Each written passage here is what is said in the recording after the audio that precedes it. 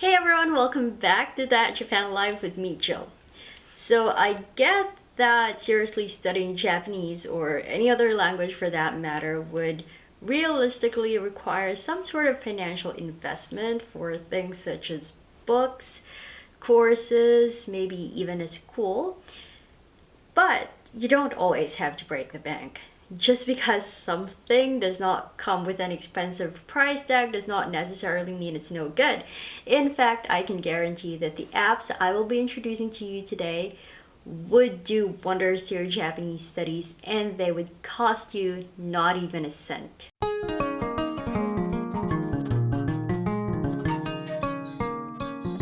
A quick note before you download them and start studying away though, be sure that you get the exact same app with the exact same logo and name as I will show you in this video. They have very similarly named and designed counterparts, but as far as my experience goes, those other apps are not as effective as the ones that I will be introducing. Let's get started. App number 1. Todai Easy Japanese News. First of all, be warned that this app does come with a premium option which would cost you 3,180 yen for a lifetime subscription. However, don't let that discourage you from checking this out in your search for free Japanese learning apps. Because in terms of content, the free and the paid versions are exactly the same. The perks, if you're willing to cash out for the premium version, is that you will enjoy an ad-free experience and you would also be able to download some contents for offline use, which honestly I think is not necessary. Going for the paid version will also give you an unlimited amount of reads per day, while the free version will also allow you 10, which already is a lot, believe me. And yeah, that's the only difference basically, and that is why I'm including it in this list of free and amazing Japanese learning apps. Let's talk about how it works. So every day, the app is updated with short and current news picked out from all over the internet, sources like CNN, LiveDoor, and NHK. Within the app, these articles are divided into an easy and a difficult tab, which would further allow the user to filter the articles based on their level. Inside the article, you can highlight any word or phrase in order to look up its meaning using the app's own dictionary. Yes, this app also has its own dictionary. Reading the article, you would also notice that there are some words underlined and they have different colors. So these colors actually reflect which JLPT level they belong to. So you could somehow assess like which words you don't understand yet and therefore what level of JLPT you are currently in. In addition, users have the option of turning off the furigana marks altogether or turning them on up to a certain JLPT level. While reading, if you come across words or expressions which you have not mastered yet, you can also choose to favorite them or add them to a notebook for future review. And then these words which you have saved for review can later be read as a list or as flashcards. And another thing is that below each article there is a portion where we can review grammar found inside the article. Following the articles tab is a tab where you can try out some JLPT mock-up tests with the time limit and all. There are 36 of the mock-ups in total, but a free subscription will only allow you to take 16 of them, which honestly is not bad at all. That's already a lot of practice if you try to consider it.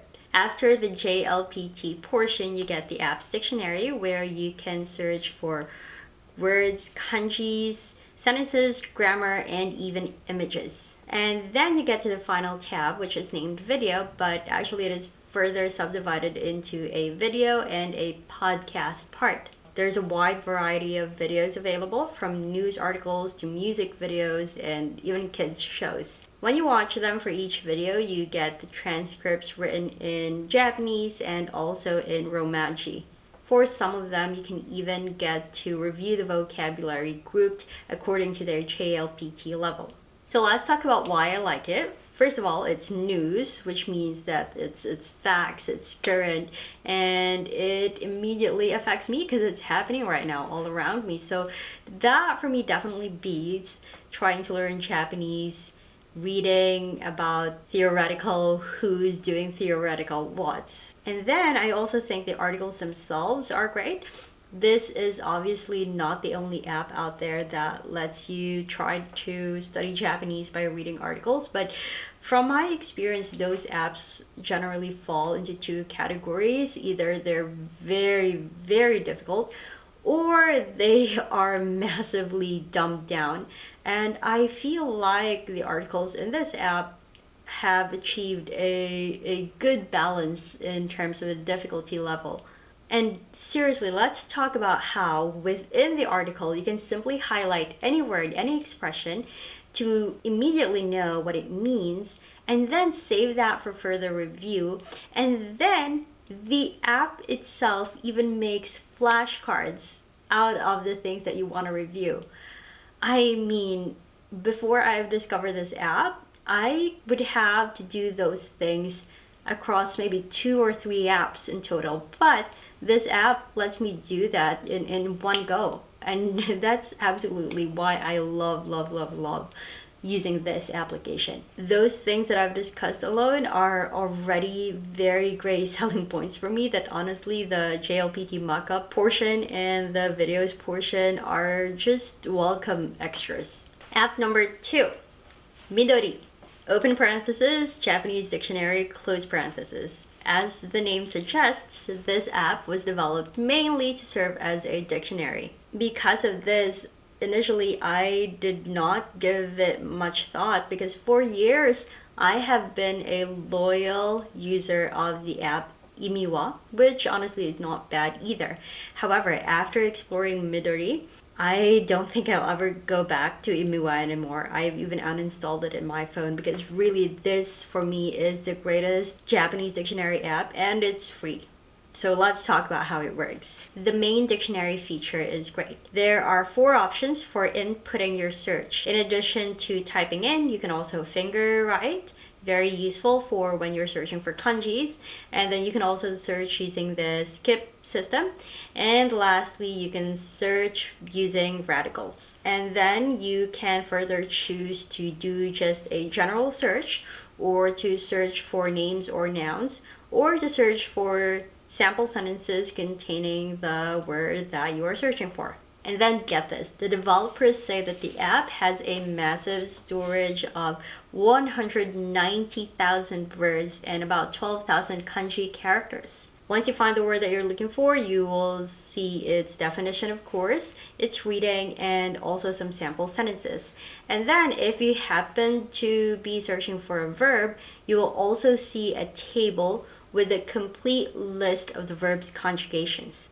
The next tab, titled Reference, would at first just seem like a bunch of folders which serve as databases for the dictionary itself. However, these folders would let you review its contents as flashcards, and you can even choose to have them shown either sequentially, so like alphabetically, or in random, or using spaced repetition. You can even pick out exactly what kind of information you would like the flashcards to contain. In addition to those that I've discussed, other features of the app is allowing you to write notes and also like letting you favorite certain words and expressions for further review. If you're not yet convinced about how awesome it is, let me talk about why I like this app. My absolute favorite part of it are the references and how you can make flashcards out of them. Particularly, I think I will get a lot of use out of the kanji by JLPT level and words by JLPT level folders. So I like reviewing using flashcards, and in the past I have used Anki. In Anki, you can create your own deck or download pre-made ones from the internet, and honestly I'm too lazy to make my own deck. And although I have enjoyed the cards, flashcards that I have studied in the past, I've always felt uneasy about whether I'm really reviewing all of the words that are necessary for this JLPT level, all of the kanjis that are necessary for this JLPT level, because they were made by other people. And I didn't know if they put everything in there or just the ones that they want to review because they already know the others. So I've always felt uneasy about that. But using the flashcards from the Midori app, then I can rest assured that I will be getting the full list of the kanjis for the JLPT level that I want to take and all of the words for the JLPT level that I want to take. And that's amazing. Of course, it's a great dictionary with a wide database, and it's not the only dictionary out there. As I've mentioned, I was a fan of Imiwa. However, I absolutely love that when I search for verbs in this app, I am immediately shown their conjugation. I honestly still find it difficult, and it takes a lot of time for me to try to conjugate verbs, and I think it's a great guide for review, and not a lot of the dictionary apps that I have checked out in the past do this. Last app number 3, Learn Japanese Sensei. So what this is actually just an app version of the widely popular Guide to Learning Japanese Grammar by Tai Kim.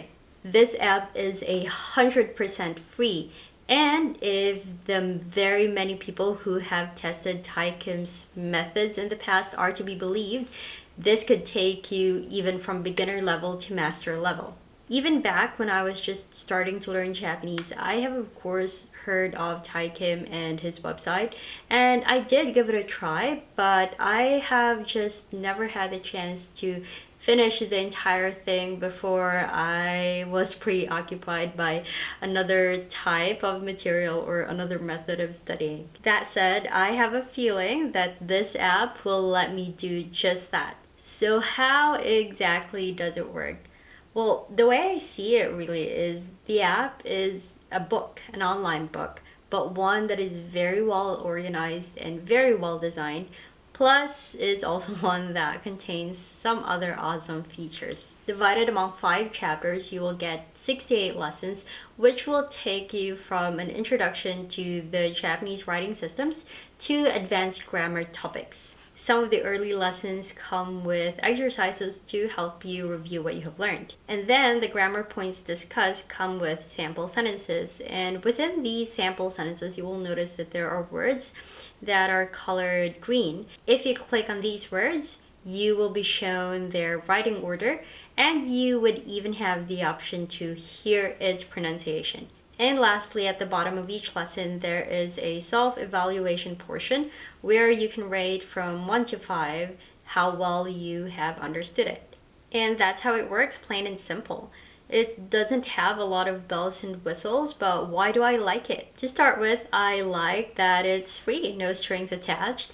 And then its simplicity is also its strength. The interface is very straightforward and very easy to get around. And lastly, I'm just genuinely excited to finish Tai Kim's guide, and I want to see if it lives up to the hype, and I want to see just how effective it really is, and I think it would be very effective. Hopefully it would be very effective.